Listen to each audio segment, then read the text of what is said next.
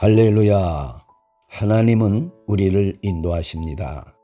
약속을 반드시 이루시는 신실하신 하나님은 우리들의 삶을 끝까지 인도하십니다.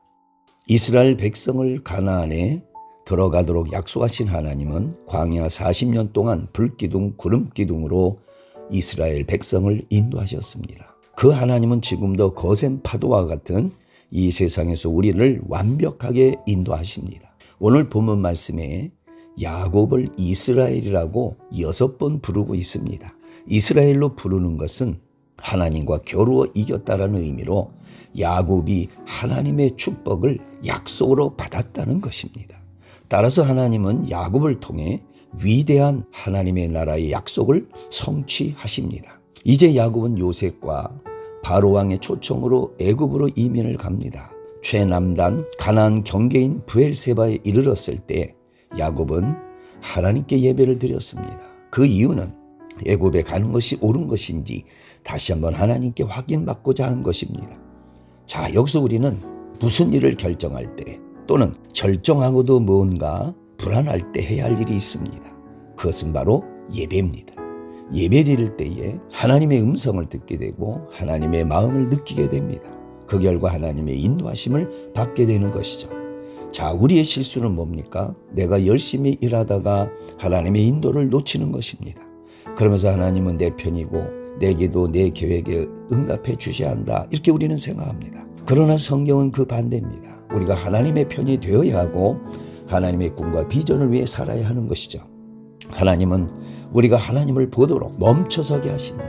급할 때는 고난, 문제를 만나게 해서라도 하나님을 바라보게 하시죠. 그게 바로 예배입니다.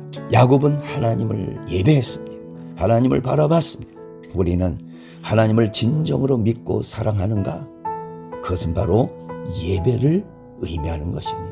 우리 모두는 예배를 놓치지 말아야 합니다. 예배보다 중요한 것은 없습니다.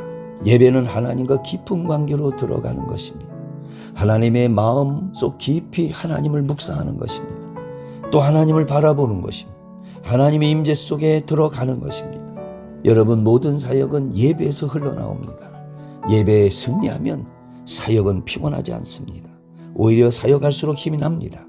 우리가 사역하면서 피곤하고 지치는 것은 예배에 실패했기 때문입니다. 이사야 40장 31절의 말씀을 보면 주를 앙모하는 자, 즉 주를 예배하는 자는 독수리처럼 힘차게 창골 향해 올라간다고 했습니다. 그렇습니다. 우리는 예배를 통해서 날마다 강건해지는 것입니다.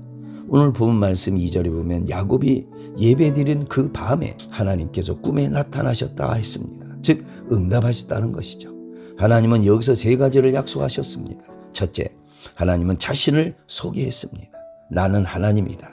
여기서 나는 하나님 할 때 이 하나님은 엘로힘, 즉 경외하고 두려워하는 최고의 존재, 강하고 능력이 있는 자, 즉 하나님의 능력과 주권을 의미합니다.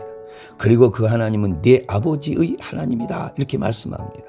이 말씀은 야곱의 조상을 지켜주시고 언약을 주신 하나님이라는 거죠. 즉 야훼의 하나님을 말씀하고 있습니다. 능력의 하나님, 전능하신 하나님이 곧 나의 아버지의 하나님, 나의 하나님이라는 것입니다. 여러분, 하나님은 아버지에게 주신 약속을 그 아들에게도 주십니다. 그 아버지에게 주신 축복은 자식에게도 전승되어 가는 것입니다.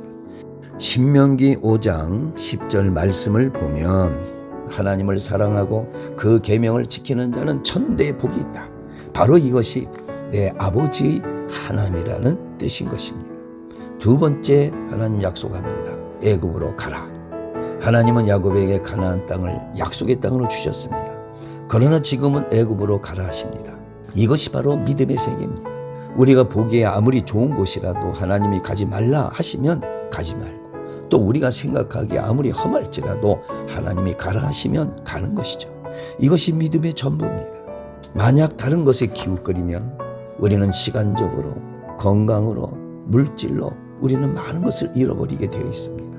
왜 하나님은 야곱에게 애굽으로 가라 하셨을까요? 3절 말씀에 내가 거기서 너로 큰 민족을 이루게 하리라.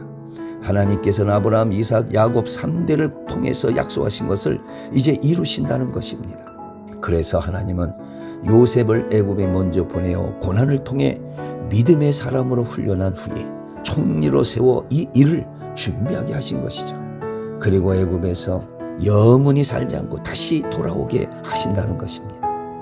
하나님은 약속을 반드시 이루시는 신실하신 분이십니다. 세 번째 약속입니다. 내가 너와 함께 하겠고 너를 인도하겠다. 하나님은 야곱과 함께 애굽에 내려가고 다시 이곳 가나안으로 올라오겠다고 약속하십니다. 물론 이 약속은 모세 시대에 이루어졌습니다. 하나님께서는 우리를 애국과 같은 이 세상에 보내셨습니다. 그리고 이곳에서 하나님의 꿈과 비전을 위해 살다가 하나님께서 부르시면 우리는 나의 본향 아버지 집으로 돌아가는 것이죠. 이것이 우리의 신앙생활입니다. 하나님의 약속의 성취는 하나님의 인도하심으로 나타나는 것입니다. 시편 23편 1절에서 3절 그리고 6절 말씀 보면 목자 되신 하나님은 양인 우리를 부족함이 없는 즉 천국의 삶으로 항상 인도하신다는 것입니다. 그 하나님의 선하심과 인자심은 한 번도 우리를 떠난 적이 없습니다. 예수 십자가에 흘린 피로써 우리를 구원하시고 또 성령으로 항상 우리를 인도하십니다. 그 하나님은 우리와 영원토록 함께 하시며 우리를 인도하시는 분이십니다. 할렐루야.